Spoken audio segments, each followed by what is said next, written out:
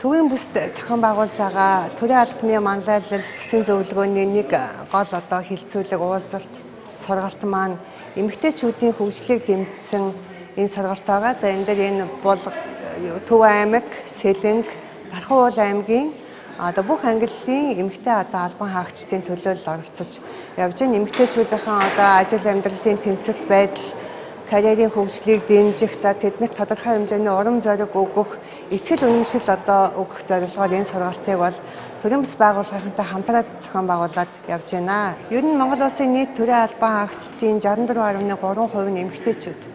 Энэ эмэгтэйчүүд дийлэх холбооны эзлээд байгаа боловч гүйцэтгэх албан тушаалд ажиллаж байгаа эмэгтэйчүүдийн тоо удирдахаас хамаагүй их.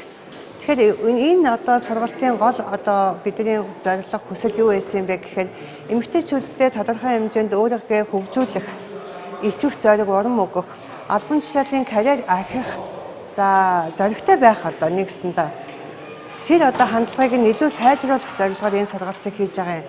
Буцаагаад юу гэдэг юм өсгөөчүүдээс сургалтын талаар ч юм уу янз янзын асуултад хариулт авахаас илүү энэ сургалт баг ч гэсэн таны ажил амьдралд нөлөөлсөн байхаа. Таны ажилд бол нөлөөлж байгаа. Танд өөд чинь хувь хүнийхээ хувьд бол энэ нэлээд эерэг нөлөөллийг өгсөн сургалт болж байгаа гэж бодож байгаа. Магадгүй өнөөдөр би нэг жоохон ч гэсэн албан тушаалаа ахиулах юмсан. Би төрийн албанд 20 жил нэг газар ажиллачлаа. Би карьерийн журмаар, шатлан дэвших журмаар ингээд цаашаа явмаар байна гэдэг бодлыг дотроо тээгээ сууж байгаа хүн зөндөө байхыг үгүйсэхгүй. Тэгэхээр энэ эмэгтэйчүүдтэй урам өгөх, та үнэхээр чадж байгаа бол дараагийн шатлалтай ажлуудад өөрийгөө сориод үзэх нь зөв шүү гэдгийг бас идэвхжүүлэх зорилгоор энэ сургалтыг хийж байгаа. Яг энэ төвийн бүсэд бол 75.6% нь эмэгтэйчүүд ажиллаж байна. Тэгвэл төрийн албанд ажиллаж байгаа эмэгтэйчүүд маань үнэт зүйлд суурилсан карьер хөгжлийн төлөвлөлтөө хийж төрийн албанд ер нь нийгэмдээ бас өөрсдийнхөө үүрэг оролцоог нэмэгдүүлж, дуу хоолойг нэмэгдүүлж, бас манлайлж ажилласаа гэсэн энэ хүсэл эрмэлзлийг нь улам бадрааж нэмэгдүүлэх ийм зорилгоор бол энэ эмэгтэйчүүдийн манлайлалын сургалтыг зохион байгуулж байна. Ер нь бол хүмүүс хэлдэг шүү дээ. Эмэгтэйчүүд бол асар их төвчээртэй, аливаа ажлыг хийхдээ чин сэтгэлээсээ ажилдаг, аливаа эхлүүлсэн ажлыг дуустал нь бүх техник жижиг гэхгүй бүх деталь зүйлүүдийг маш сайн нарийн мэдрэмжтэйгээр мэдэрч төлөвлөж ажиллаж үр дүнгийг үзэж чаддаг гэдэг гисэн хэдий ч өнөөдөр яг удирдлагын түвшинд гараад ирэхээр эмэгтэйчүүд маань бол цөөн байна. Манай аймгийн хувьд бол 5800-аар албан хаагчийн бараг 74.5% эмэгтэйчүүд байна.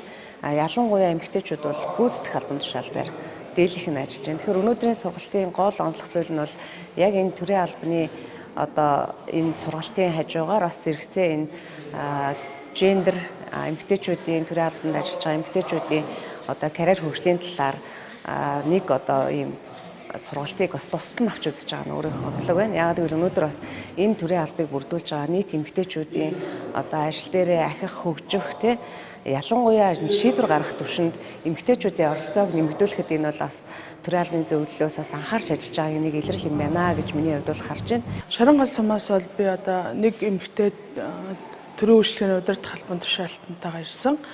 За Тархан уул аймгийн хэмжээнд бол ерөнхийдөө төрийн албаны манлайлал сэдвтэй төвийн бүсийн манлайлалын сургалт зөвлөгөө болж байгаа. За тэрийг төлөөлөөд бас Тархан уул аймгаас бид 8 оролцогч яг энэ өнөөдрийн сургалтанд оролцож байна. Тэгээд бас яг энэ төрийн албаны зөвлөлөөс зохион байгуулж байгаа энэ төвийн бүсийн манлайлал сургалтанд энэ эмэгтэйчүүдийн эрхтгч, гендерийн эрхтгч байдлыг хангах чиглэлээр сургалтанд хамрагч байгаад бол баяртай байна. Удирдах албан тушаалд хөвчлэн улс төрчид тэгээд нөгөө эрхтэй удирдлага хүмүүс байдаг учраас энэ манлайлалын оролцооны сэдвийн хүрээнд бид нар бас өөрийгөө хэрхэн хөгжүүлэх юм те эмэгтэйчүүд бид нар нийгэмд хэрхэн манлайлалтай оролцох вэ гэдэг талаараас илүү олон гоё зүйлийг сурч авах энэ доктор профессоруудын энэ мэдээллийг бас олж авахд чиглэж байгаа.